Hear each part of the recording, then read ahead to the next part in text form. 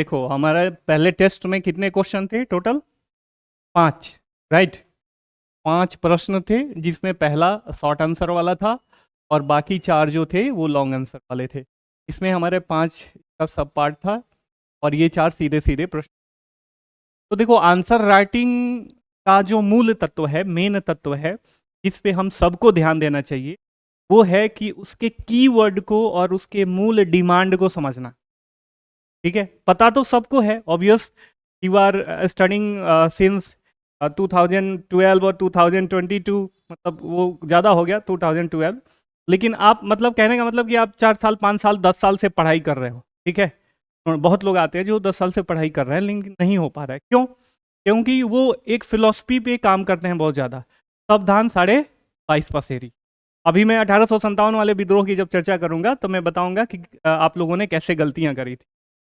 ठीक है, चीजें वही हैं, बट आपको मैं बार बार ये बताता हूं कि ये जो रॉ मटेरियल लगा है इस मकान के कंस्ट्रक्शन में, मंदिर के लिए भी वही होता है, मस्जिद के लिए भी वही होता है, गिरजाघर के लिए भी वही होता है, लेकिन डिमांड के अनुसार उसकी सजावट की जाती है, उसका इंफ्रा तैयार किया जाता है।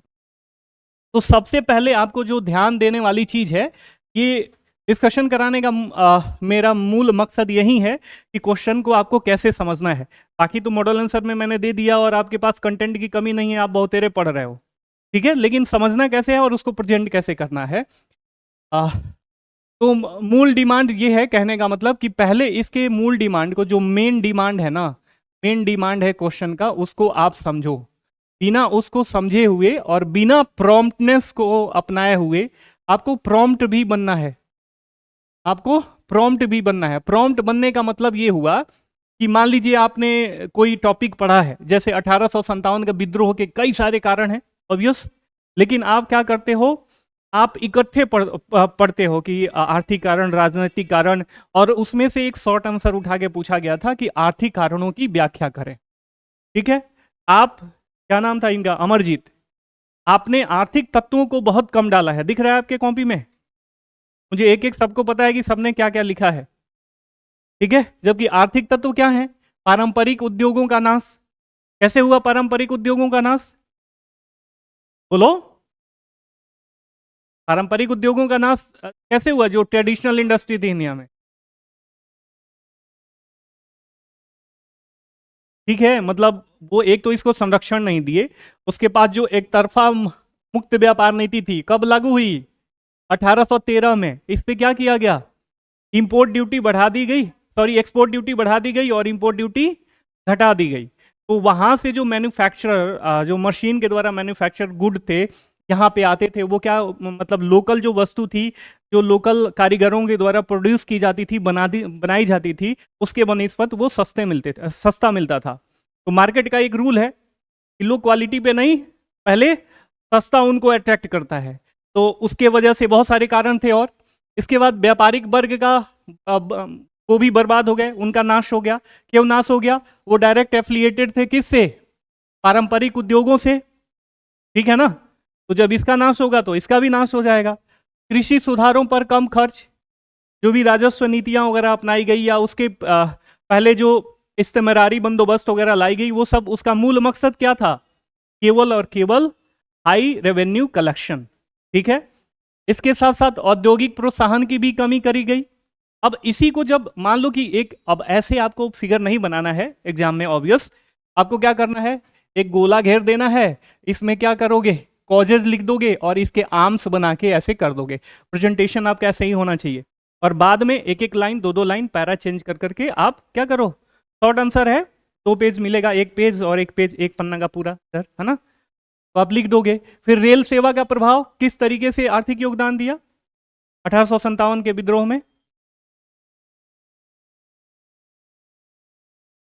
पेंट्रिएट कर दिया विलेज को भी। जो विलेज पहले स्वतंत्र थे आर्थिक रूप से और वहां पर किसी बाह्य बाजार का कोई प्रभाव नहीं था, और यहां पे क्या हुआ, जैसे ही रेल सेवा का आरंभ होता है, पेंट्रेशन हो जाता है। जो फॉरेन गुड्स थे वो गांवों तक पहुंच गए। ठीक है, तो जब गांवों तक पहुंचे तो वहीं कंपटीशन में हमारे जो लोकल गुड्स थे वो सस्टेन नहीं कर पा रहे थे। तो ऐसे आपको नई भू राजस्व नीति, तो ऐसे आपको खाका खींच के आपको लिखना है, थोड़ा सा बढ़िया से सजा के लिखना है। ठीक है। अब मान लो कि आप कहीं जाओ किसी मतलब अपनी बहन यहाँ जाओ, आपकी शादी होती है, कल ससुराल जाओ, तो क्या हो, आपका खाना जो मिले सब एक ही में मिला जुला के क्या कर दिया जाए, खिचड़ी बना के आपको परोस दिया जाए, तो अच्छा लगेगा? नहीं लगेगा। उसके तत्व तो सब सेम ही है, लेकिन अलग अलग कटोरी में सजा के और उसको अलग अलग बढ़िया से सजा के दिया जाए तो आपको अच्छा लगेगा। वही मेन चीज है यहाँ पे आंसर राइटिंग में। ठीक है, इस चीज को ध्यान में रखना। बाकी आप चीजें सब पढ़े हुए हो, कोई नई बात है नहीं आपके लिए। फिर राष्ट्रवाद। देखो, राष्ट्रवाद के बारे में पूछा गया था। ऐसे टॉपिक अगर कोई पूछे कि 1857 की क्रांति, रिवॉल्यूशन ऑफ 1857, तो ये अपने आप में एक पूरा टॉपिक हो जाता है। और उस पूरे टॉपिक को जो आप 2000-3000 शब्दों में पढ़ते हो, उसे आपको कंसाइज करके 200 लगभग 150 शब्दों में आपको लिखना है। तो इसमें हर एक तत्व का समावेशन होना चाहिए। एक तो आयाम ये हो गया कि 1857 की क्रांति के क्या कारण थे, उसके असफलता के क्या कारण थे, स्वतंत्रता संग्राम पे उसका क्या प्रभाव पड़ा, वगैरह वगैरह। और फिर कंक्लूजन लिखोगे एक दो लाइन का। तो टॉपिक के डिमांड के अनुसार। अब यहां पे राष्ट्रवाद क्या है? राष्ट्रवाद अपने आप में एक संपूर्ण टॉपिक है ना? तो आप पहले राष्ट्रवाद को परिभाषित करोगे। विश्व में कितने तरीके के राष्ट्रवाद चलते हैं? एक आदिम थियरी है कि राष्ट्र जो है, राष्ट्रवाद शुरुआत से ही था। ठीक है, कोई नया कॉन्सेप्ट नहीं है। फिर आधुनिक विचारधारा आती है जब इंडस्ट्रियलाइजेशन वगैरह होता है और सब लोग अपने क्षेत्र विस्तार में लगते हैं, तो उसको एक आइडेंटिफाई करते हैं। फिर एक संकीर्ण मानसिकता हो जाती है कि जाति, धर्म और संस्कृति के आधार पर राष्ट्र का निर्माण होता है। तो ऐसे और कैसे एक राष्ट्रवाद जो है निगेटिविटी भी समाज में फैलाता है। ठीक है, जैसे नाजीवाद, ये भी क्या था? राष्ट्रवाद का पर्याय था। तो एक तरीका ये हो गया। दूसरा तरीका, जब आप नेशनलिज्म को डिफाइन करोगे, ये थे जॉन गॉटफ्रेड हर्डर, ये जर्मनी के थिंकर थे, राजनीतिक थिंकर। इन्होंने ही राष्ट्रवाद शब्द का प्रथमतः क्या करा था? प्रयोग किया था। और जैसे फ्रांस का रिवॉल्यूशन ऑफ फ्रांसिस रिवॉल्यूशन होता है, उसके बाद ये स्प्रेड हो जाता है ऑल ओवर वर्ल्ड में। तो एक आयाम ये हो गया। दूसरा आयाम ये है कि आप राष्ट्रवाद को परिभाषित कर दो और आपको यदि कुछ नहीं समझ में आता है, इंडियन राष्ट्रवाद उसमें ऐड ऑन कर दो। ठीक, ये कोई गुनाह नहीं है।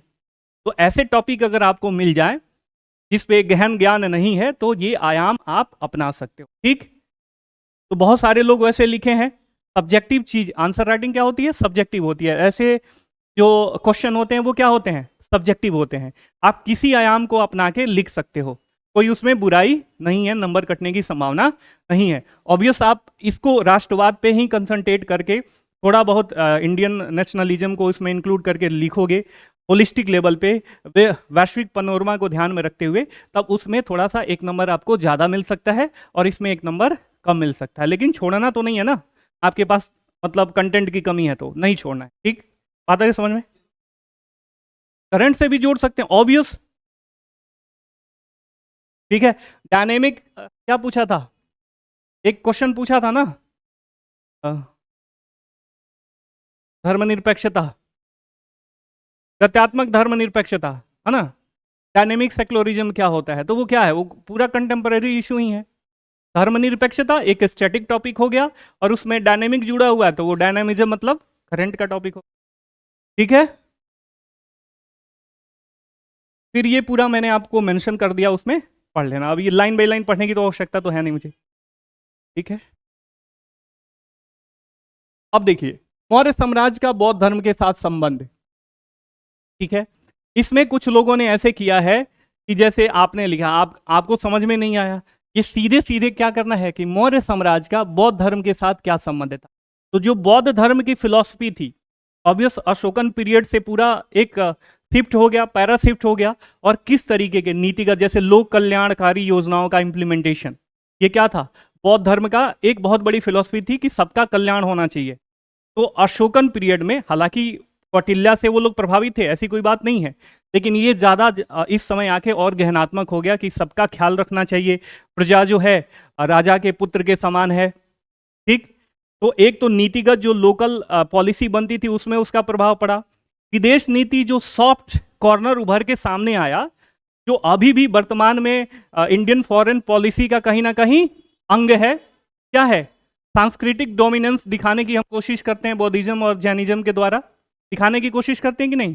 ये सॉफ्ट पावर का एक यूज करते हैं हम सांस्कृतिक प्रसार के रूप में, करते हैं कि नहीं करते हैं? तो इसको प्रभावित किया, स्थापत्य कला को प्रभावित किया, और उसी को क्या करना है, उसी को थोड़ा सा सजा हो जाके आपको लिख देना है। कहने का तात्पर्य ये है, अभी ध्यान में आप सुनना कि सबसे पहले कोई भी क्वेश्चन मिल रहा है तो होता है ना कि आप क्वेश्चन पढ़े और लिखना शुरू कर दिए, तो ऐसा नहीं करना है। सबको 1 मिनट उसमें दो, शॉर्ट आंसर वाले में आधा मिनट दो और लॉन्ग आंसर वाले में 1 मिनट दो, उसका स्ट्रक्चर तैयार करने के लिए। घर बनाना हो तो पहले क्या किया जाता है, अगर बढ़िया से घर बनाना हो तो इंजीनियर के पास जाते हैं भाई, जाते हैं कि नहीं जाते हैं? और इंजीनियर क्या करता है, उसके लिए 10-20 हजार रुपये खाका खींचने का ले लेता है। क्यों लेता है? वो आपको एक स्ट्रक्चर बना के देता है कि आपके पास इतना जमीन है, उसमें कितना रूम हो सकता है, कैसे कैसे आप बनाओगे तो बढ़िया सा वो इंफ्रास्ट्रक्चर आपका तैयार होगा। तो क्वेश्चन आंसर राइटिंग के मामले में भी वही होना चाहिए। ऑब्वियस, मैं बार बार कह रहा हूं कि आपके पास ज्ञान अर्जन की कमी नहीं है, ज्ञान की कमी नहीं है, कंटेंट की कमी नहीं है, लेकिन क्वेश्चन के मूल डिमांड को समझते हुए आपको परिचय में क्या क्या डालना है, मेन बॉडी में क्या डिमांड कर रहा है, उसके अनुसार क्या क्या आप लिखोगे, कंक्लूजन। अच्छा, बहुत सारे लोग वो आए नहीं है शायद, कंक्लूजन में जैसे भूमिका लिख रहे हैं तो ऐसे लिख दे रहे हैं, इंट्रो लिख रहे हैं, फिर मेन बॉडी की बात कर रहे हैं तो पहले मेन बॉडी लिख दे रहे हैं, फिर कंक्लूजन की बात कर रहे हैं तो कंक्लूजन लिख के कंक्लूजन नहीं लिखना है, ठीक है? मेन बॉडी लिख के मेन बॉडी नहीं लिखनी है, भूमिका लिख के आपको भूमिका नहीं लिखनी है। ये सब एक तरीका होता है कि शिक्षक लोग बताते हैं कि भूमिका में आपको ये लिखना है, इसको भूमिका कहा जाता है, इसको मेन बॉडी कहा जाता है, तो आपको एग्जाम में वैसे नहीं लिखना है ना? आता है समझ में? जो लोग ऐसी गलतियां कर रहे हैं उनको नहीं करनी है, ठीक है? तो कह रहा था कि बिना इंफ्रास्ट्रक्चर तैयार किए हुए, बिना खाका खींचे हुए कभी भी शॉर्ट आंसर तो लिख भी सकते हो, लॉन्ग आंसर नहीं लिखना है। बात आ रही समझ में? बात आ रही समझ में? हो तुम्हें भी बहकाव नजर आ जाता है। होता क्या है कि आप बहकते नहीं हो, जो क्वेश्चन का मूल डिमांड होता है ना, आप पहले ही से एक इंफ्रा तैयार कर लिए, खाका तैयार कर लिए, तो आपको पता होता है कि किस धारा में हमें बहना है। नहीं तो दिमाग है आपके पास, लिखोगे कई तरीके के कंटेंट आएंगे दिमाग में, ये भी लिख दें, ये भी लिख दें, ये भी लिख दें, बहकाव नजर आ जाएगा, फिर बहक जाओगे, ठीक है? अब देखो, ऐसे एक खाका बना लोगे, बौद्ध धर्म का मौर्य साम्राज्य पर प्रभाव, नीतिगत प्रभाव, विदेश नीति पर प्रभाव, स्थापत्य कला पर प्रभाव और सांस्कृतिक प्रभाव। लेट्स से कि आपने एक वो बना लिया, एक डायग्राम बना लिया, तो आपको लिखना कितना आसान हो जाएगा। बचपन से पढ़ते आ रहे हो, है कि नहीं? आता है समझ में? सिंपल सी चीज है।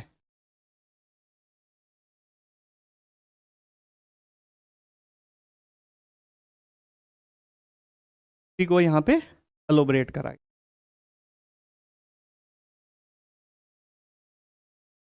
फिर जनजातीय विद्रोह के कारण, ठीक है? जनजातीय विद्रोह के कारण में आप एग्जाम्पल जरूर दीजिए। मैं बार बार कहता हूं कि आप कोई भी आप अपना तर्क दे रहे हो, रेशनल माइंड है आपका, नो डाउट, लेकिन जब तर्कों को जस्टिफाई करोगे एग्जाम्पल के द्वारा तो उसका प्रभाव जो है काफी बढ़िया होता है, ठीक है? वैसे ही आप डायग्राम बनाओगे, जबरन श्रम, संसाधनों का दोहन, उनको हाशिए पे कैसे डाला गया, सांस्कृतिक दमन कैसे किया गया, भूमि हस्तांतरण के द्वारा उन पे क्या क्या कुप्रभाव पड़ा, ये सारी चीजें करके आप एक स्ट्रक्चर तैयार करके उसे लिखने की कोशिश करो, ठीक? बात आ गई समझ में? अब आ जाते हैं हम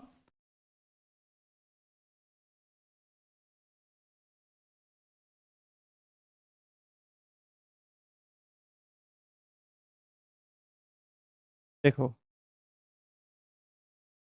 बीपीएससी के प्रीवियस ईयर के क्वेश्चन को देखोगे तो स्टेटमेंट वाइज प्रश्न बहुत ही ज़्यादा पूछता। एक स्टेटमेंट दे दिया, किसी भी मान लीजिए किसी हिस्टोरियन का दे दिया या कोई कंटेम्प्रेरी स्टेटमेंट दे दिया और उससे एक एफिलिएट कर दिया स्टैटिक टॉपिक। जैसे ये प्रश्न पूछा गया है कि सुधार और क्रांति परिवर्तन के ही उपकरण हैं, ठीक है? एक धीमा और आंशिक तथा दूसरा आवेगमय और आमूल परिवर्तन वाला। उपरोक्त कथन के आलोक में 1857 की क्रांति की समीक्षा करें, ठीक है? तो जो हमें स्टेटमेंट मिला है इसमें क्या तत्व जोड़ना है 1857 की क्रांति में? पहला सुधार और दूसरा क्रांति, ठीक है? अब ये 1857 की क्रांति के यदि नजरिए से देखें तो क्या क्या सुधार थे? मतलब प्री रेवोल्यूशन सुधार और आफ्टर रेवोल्यूशन सुधार। प्री रेवोल्यूशन सुधार क्या क्या थे? हाँ, बताओ। हाँ, एक क्वेश्चन ऐसे भी पूछा था, आईएएस में, यूपीएससी मेंस में पूछ चुका है कि वैसे तो जो गवर्नर जनरल ऑफ इंडिया रहे हैं वो तो बहुत क्लेम करते हैं कि हमने बहुत सारे सुधार किए, लेकिन वो भारत की दुर्दशा का सबसे बड़ा कारण बना। शायद 2013 या 2014 के मेंस में पूछा हुआ था। लगभग उसी तरीके का है ये प्रश्न। ठीक है, इसके तत्वों को थोड़ा सा घुमाया गया एलिमेंट को। तो सुधार का उनके नजर में तो वो सुधार था, लेकिन जैसे मान लो कि सामाजिक सुधार हुआ, एवोल्यूशन ऑफ सती प्रथा, तो उससे जो रूढ़िवादी तत्व थे हमारी सोसाइटी के वो क्या हो गए? रूठ गए। तो वो सुधार कहीं ना कहीं, देखो समाज में आप देखोगे हमेशा डायनेमिक चेंजेस होते रहते हैं, और इस डायनेमिक चेंजेस में किसी भी तरीके का रुकावट आता है ना, तो पब्लिक में क्या होती है? पब्लिक गुस्सा आ जाती है, उद्वेलन पैदा होता है कि नहीं होता है उनके मन में। जैसे मान लीजिए बहुत बच्चे अभी भी क्या कर रहे हैं? बीपीएससी के अगेंस्ट में आंदोलन कर रहे हैं। क्यों आंदोलन कर रहे हैं? कहीं ना कहीं उनके मांगों को और उनके हित को ध्यान में रख के बीपीएससी कार्य नहीं कर रही है, तभी तो वो आंदोलनरत हैं अभी। ठीक है ना? तो समाज का जो मूल तत्व है यही है, उसके भौतिक रूप में, कि हमेशा क्या होता है? परिवर्तन होता है। और इस परिवर्तन में किसी भी तरीके की कोई रुकावट आती है तो पब्लिक के मन में उद्वेलन पैदा होता ही है। और सत्ता पक्ष क्या करने की कोशिश करता है? सत्ता पक्ष ये सोचता है कि चलो हम सुधार कर दें, आपसे प्रॉमिस कर देगा कि हम सुधार करेंगे। तो सुधार वो उसी हद तक करना चाहता है जहां तक उसका हित जो है सुरक्षित रहता है। सत्ता पक्ष कभी नहीं चाहता है, चाहे वो लोकतंत्र हो, राजतंत्र हो या कोई अन्य तंत्र हो, आप उसमें देखना सत्ता पक्ष जो है हमेशा और हमेशा अपना पक्ष पोषण करने की कोशिश जरूर करता है। ठीक है, अब अभी तुम कहो अपने नेताओं से कि ऐसा रूल एंड रेगुलेशन बना लो, एडीआर की रिपोर्ट आप पढ़ते ही हो आए दिनों, कि कोई भी किसी पे भी बलात्कार का, चोरी का, डकैती का केस यदि रहेगा तो वो चुनाव नहीं लड़ेगा। तो क्या वो ऐसे नियम बनाएंगे? कभी नहीं बनाएंगे। क्यों? ऑब्वियस, उनका हित ही प्रभावित हो जाएगा। पूरे सारे के सारे करप्ट ही हैं, लगभग 90%। सिस्टम ही पूरा करप्ट है। ठीक है, तो इस जो सुधार किया जाता है, यदि पब्लिक को लगता है कि वो सुधार क्या है? कद में है, या सत्ता पक्ष अपना हित पोषण को ध्यान में रख के वो सुधार कर रही है, तो पब्लिक क्या करती है? क्रांतिकारी कदमों को उठाती है और चाहती है कि उसके द्वारा आमूलचूल परिवर्तन हो। ठीक है, तो इसमें जो सुधार के तत्व थे ये प्री रेवोल्यूशन एरा और आफ्टर रेवोल्यूशन जो 1858 का एक्ट था उसके तत्वों को इसमें डालना है। आप 90% लोग जो है इसमें मिस कर गए हैं। एक शायद तुमने डाला था 1857 के एक्ट। बात आ रही है समझ में मैं क्या कह रहा हूं? पढ़े तो है, पढ़े हैं कि नहीं पढ़े हैं आप? तब पता है कि नहीं पता है आपको? लेकिन प्रश्न के मूल तत्व को कैसे समझना है, ये चीजें आपको ध्यान में रहनी चाहिए। ठीक है, एक तो कारण लिख दोगे कि किन किन कारणों से, हालांकि ये सुधारात्मक प्रयास थे अंग्रेजों के द्वारा, लेकिन इससे काफी ज्यादा अहित हुआ भारतीयों का, जिसे वो आंदोलन करने के लिए आतुर हो गए या आंदोलन करने के लिए विवश हो गए।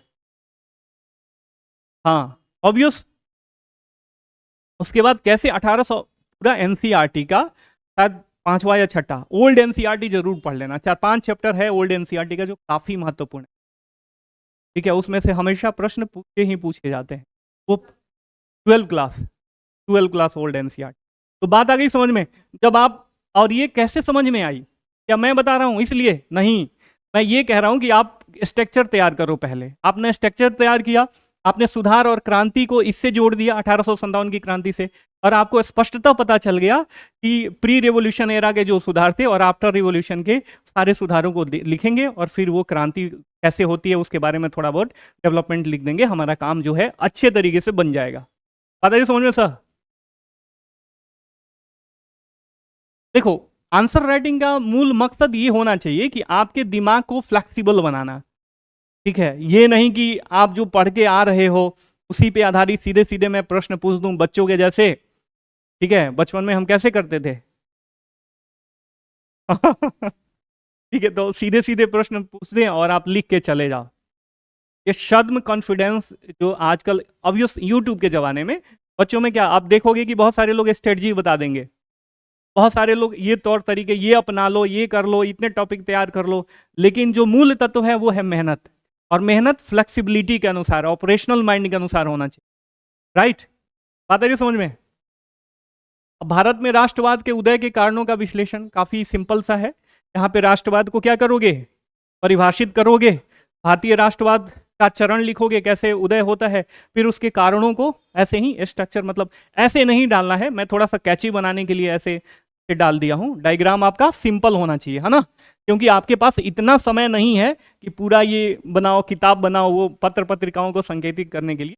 ऐसे इंफ्रास्ट्रक्चर, ठीक है, ऐसे वाला डायग्राम बनाओ, या ऐसे चार्ट, फ्लो चार्ट टाइप का ऐसे बना दो, माइंड मैप, है ना, और उसके बाद एक एक करके पूरे कारणों की क्या करेंगे, आप व्याख्या करेंगे, ठीक है।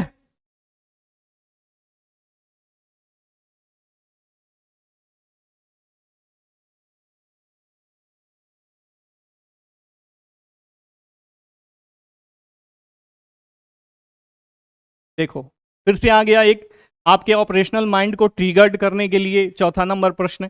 नीतियों का निर्माण यदि केवल सत्ता पक्ष के हित पोषक के रूप में हो तो वो लोक कल्याण से परे विनाशकारी प्रभाव डालती हैं। क्या अस्थाई बंदोबस्त उपरोक्त कथन का समकरण करता है, दैट मींस इसको जस्टिफाई करता है? ऑब्वियस कर रहा है कि नहीं कर रहा है? ये जो जो भी राजस्व नीतियां आई उसमें यहाँ पे हमको फोकस किस पे करना है, केवल और केवल अस्थाई बंदोबस्त पे, ठीक है। बहुत सारे लोगों को मैंने देखा कि वो रैयतवाड़ी के बारे में भी लिख रहे हैं, अब इस्तेमारी पे भी लिख रहे हैं, और सारी चीज़ों पे लिख रहे हैं, महलवाड़ी पे भी लिख रहे हैं। तो ऐसे आपको नहीं करना है। जो क्वेश्चन का कह रहा है, एक दो लाइन ऑब्वियस जो उससे अटैच आयाम है उसके बारे में लिख दो, अटैच एलिमेंट है उसके बारे में लिख दो, लेकिन जो मेन फोकस है 90% वेटेज जो है आपका सेंट्रल थीम पे जाना चाहिए। किस पे जाना चाहिए? सेंट्रल थीम पे जाना चाहिए। और सेंट्रल थीम क्या है? अस्थाई बंदोबस्त है। तो इसमें कैसे लिखोगे? अंग्रेजों के द्वारा लाई गई राजस्व नीतियों का परिचय दोगे, फिर अस्थाई बंदोबस्त के बारे में लिखोगे, क्या क्या उसके एलिमेंट थे और किस तरीके से उसका दुष्प्रभाव पड़ा किसानों के ऊपर जो लोक कल्याणकारी नहीं हुआ, ठीक है। और किसान जो पहले स्वतंत्र थे, ग्रामीण अर्थतंत्र पहले जो स्वतंत्र था वो कैसे धराशायी हो गया, इसके दुष्परिणाम को लिखोगे और फिर निष्कर्ष लिखोगे। बात आ रही समझ में? तो ये कब आपको पता चलेगा कि जब आप क्वेश्चन को तोड़ने की कोशिश करोगे, क्वेश्चन के फंडामेंटल थीम को, जो मूल डिमांड है उसको समझने की कोशिश करोगे, तभी आप कर पाओगे। बहुत सारे बच्चे होते हैं कि जो खूब पढ़े हैं, नो डाउट, प्री उनका रुकता ही नहीं है, लेकिन क्या होगा जब कोई क्वेश्चन दे दो लिखने के लिए तो वो अटक जाते हैं। शुरुआत कैसे करना है यही नहीं पता चलता। होता है ना, बहुत सारे लोगों के साथ होता है ऐसा। जैसे ये आई 3 साल से प्रिपरेशन कर रही हैं, पढ़ भी रही होंगी ऑब्वियस, कह रही सर मुझे पता ही नहीं चल पा रहा है कि मैं क्या लिखूं, मैं पढ़ी हूं। ये क्यों होता है? तो ऐसे लोगों को यदि आपको यदि ऐसी दिक्कतों का सामना करना पड़ रहा है तो सबसे पहले एनसीईआरटी के कोई एक चैप्टर उठा लो, 10वीं कक्षा का उठा लो, मैं बता रहा हूं 10वीं कक्षा का उठा लो, उसका एक चैप्टर पढ़ लो, कोई भी, जैसे ज्योग्राफी का उठा लो तो उसमें संसाधन वगैरह, इन्वायरमेंट एंड इकोलॉजी से बहुत सारे उसमें टॉपिक दिए हुए हैं ज्योग्राफी में, ठीक है, जो कि क्वाइट इंपॉर्टेंट है बीपीएससी मेंस एग्जामिनेशन, ठीक है। उसको एक चैप्टर को पढ़ो और जो उसके छोटे छोटे प्रश्न होते हैं ना 150 शब्दों में, 100 शब्दों में लिखने के लिए, उसका प्रैक्टिस करो, डेली एक लिखो घर पे, ठीक है। 3 दिन के बाद यहाँ पे आपको आके फुल फ्लेज टेस्ट तो देना ही है, बट डेली एक प्रश्न लिखने की कोशिश करो। जो नए हैं उन लोगों के लिए बात कह रहा हूँ, जो पहली बार दे रहे हैं मेंस का एग्जाम, उन लोगों के लिए, ठीक है। उससे क्या होगा, आपका कॉन्फिडेंस बिल्डअप होगा, आप क्वेश्चनों को तोड़ना सीखोगे और लिखना सीखोगे। तो ऑब्वियस जब 150-100 शब्दों में लिखने, जबकि आप यूपीएससी में जाओ या यूपीपीसीएस में जाओगे तो ये 200 से 250 शब्दों में ही आपसे प्रश्न का उत्तर लिखवाते हैं। यहाँ पे ज़्यादा लिखना है, बीपीएससी में ज़्यादा लिखना है, ठीक है। तो ऐसे ऐसे कॉन्फिडेंस आपका डेवलप हो जाएगा। यदि आपको पता नहीं है कि क्वेश्चन का मूल डिमांड कैसे आइडेंटिफाई करना है, तो प्रैक्टिस के लिए और आंसर राइटिंग प्रैक्टिस के लिए ये काफ़ी बढ़िया है, आप प्रयास कर सकते हो घर पे। अब ये तो नहीं बताना पड़ेगा ना कि अस्थाई बंदोबस्त क्या था, इसकी क्या क्या कमियां थी, ठीक है।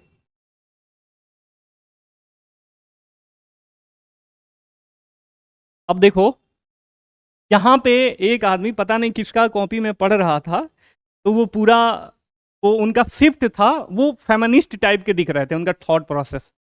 यहां पे कहा क्या जा रहा है कि 498A जैसे कल्याणकारी कानूनों में लैंगिक निरपेक्ष प्रावधानों की आवश्यकता है, जेंडर न्यूट्रल। तो जेंडर न्यूट्रल का मतलब क्या हुआ कि ना ही झुकाव फीमेल की तरफ हो ना ही झुकाव मेल की तरफ हो, दोनों के हितों को ध्यान में रख के किसी कानून का निर्माण करना।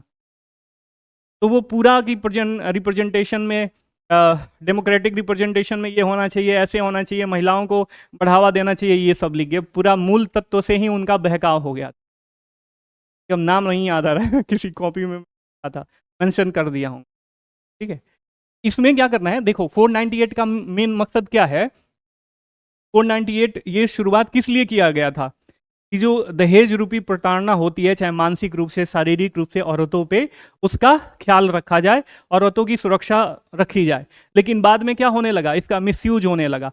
बिना जांच के अगर आप पे कोई एलिगेशन लगा देता है तो औरतों के वाक्य को, औरतों के स्टेटमेंट को अनंतिम सत्य मान के क्या कर लिया जाता है, आपकी गिरफ्तारी कर ली जाती है।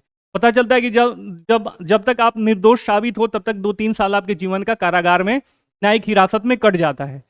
ठीक है, और बहुत सारे लोग मेंटली टॉर्चर हो जाते हैं। जैसे अतुल सुभाष का जो मुद्दा था, सीतामढ़ी के ही थे, बंगलुरु में उन्होंने आत्महत्या कर ली। क्यों, किस वजह से? इसी के कारण इसे लीगल टेररिज्म की संज्ञा दी जा रही है। बात आ रही है समझ में? तो ये कब आपको पता चला कि जो इसका मूल डिमांड है ना, मूल कोर थीम है, वो है लैंगिक निरपेक्ष होना। कोई भी कानून बनाओ वो क्या हो, जेंडर न्यूट्रल हो। ना कि हम मेल के लिए कोई कानून बना रहे हैं तो मेल के स्टेटमेंट को अनंतिम सत्य मान सकते हैं, नहीं, फीमेल के स्टेटमेंट को प्रॉपर उसका जांच होना चाहिए, सबके पक्ष की सुनवाई जरूरी है। प्राकृतिक न्याय का मतलब क्या होता है, नेचुरल जस्टिस का मतलब क्या होता है, ठीक है, कि दोनों साइड का पहले सुनो, उसके बाद उसका जो भी जस्टिफिकेशन है, जजमेंट है, वो दो। और हमारी सोसाइटी क्या होती है, जजमेंटल होती है। ठीक है, पता चले कि कोई फॉल्स न्यूज चला दिया किसी के बारे में तो हम परसेप्शन उसके बारे में वैसे ही बना लेते हैं। ठीक है, आ रही है ना बात समझ में? तो इस आधार पे बाकी इसमें जो भी तत्व हैं मैंने इसमें समाहित कर। तो आपको टेस्ट में क्या क्या ध्यान देना है, जो भी लॉन्ग आंसर हैं पहले उसकी फ्रेमिंग करो, जो भी आपका नॉलेज है, नहीं, पहले क्वेश्चन के मूल डिमांड को समझो, उसके बाद उसके अनुसार उसकी फ्रेमिंग करो, और जो भी आपका थोड़ा बहुत जो भी नॉलेज है, ज्यादा नॉलेज है, कम नॉलेज है, उसको लिखने की कोशिश करो, लेकिन मूल डिमांड से ऑफ ट्रैक नहीं होना है, अंट संट नहीं लिखना है। ये ग्रेजुएशन का एग्जाम नहीं है कि आप बीच में गाना लिख के चले आओगे और बित्ता से नाप को आपको क्या मिल जाएगा, नंबर मिलेगा। ठीक है, यूपीएससी काफी थोड़ा सा जेनरस है और लेनियंट है ये लोग। मैंने बहुत सारे की कॉपी ऐसे देखी है कि जिसमें नंबर नहीं मिलना चाहिए। मैं रेडिकली कॉपी चेक करता हूं। ठीक है, मैं आपको यहाँ पे सेटिस्फाई करने के लिए नहीं हूं, खुश करने के लिए नहीं हूं। तो यदि आपका नंबर कम आ रहा है तो आपको हतोत्साहित होने की आवश्यकता नहीं है। नंबर कम आने का मतलब कि आपकी एक एक गलतियों पे मेरा ध्यान जा रहा है। बात आ रही समझ में? एक एक शब्द में पढ़ता हूं, बात आ रही समझ में? तो नंबर कम आने का मतलब कि आपकी एक एक गलतियों पे मेरा ध्यान जा रहा है और मैं उस गलतियों के लिए नंबर काट लेता हूं। ठीक है, तो हतोत्साहित होने की आवश्यकता नहीं है। जो सजेशन लिखे गए हैं और जो मैं फेस टू फेस आपको रिमार्क दिया उसको आप ध्यान में रखना और टेस्ट की और प्रॉपर एग्जाम की ऐसे तैयारी करनी। ठीक है, हो गया?